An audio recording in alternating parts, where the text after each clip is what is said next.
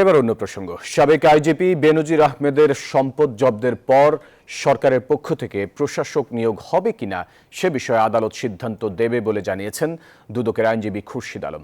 একই সঙ্গে তার ৩৩টি ব্যাংক অ্যাকাউন্টের লেনদেন বন্ধ থাকবে বলেও জানান তিনি।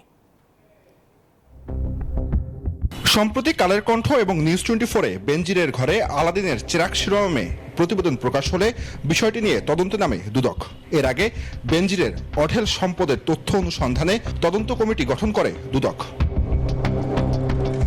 পরে বেনজিরের ব্যাংক হিসেবের তথ্য চেয়ে বাংলাদেশ ব্যাংকে চিঠি দেয় দুদক।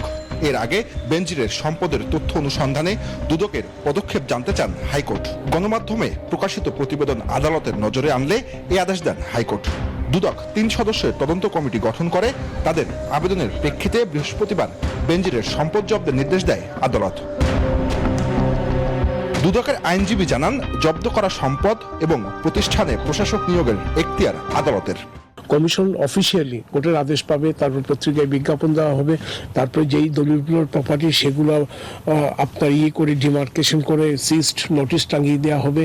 তারপরে যদি দেখা যাচ্ছে যে এইটা প্রপার্টিগুলো ব্যাহত হওয়ার সম্ভাবনা আছে, তখন অবশ্যই সেখানে আইনি পদক্ষেপ নেওয়া হবে।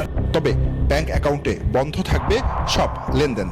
এখন যে সময়টা যা করা দরকার, এগুলি কমিশনের অনুসন্ধানকারী দল অত্যন্ত সুচারুভাবে এই কাজগুলি করবে। এটা ডিটেকশন হবে, ডিটেকশন হওয়ার পরে সেটা আলাদা আলাদা লায়াবিলিটি কিনা, না জয়েন্ট লায়াবিলিটি, না ইন্ডিভিজুয়াল লায়াবিলিটি, এগুলি ডিটেকশন করা হবে।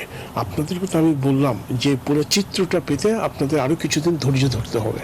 গণমাধ্যমে প্রকাশিত প্রতিবেদনে উঠে আসে নিজের ও স্ত্রী সন্তানদের নামে হাজার কোটি টাকার সম্পদ রয়েছে সাবেক আইজিপি বেনজিরের। জুবাইর সানি, নিউজ 24, ঢাকা।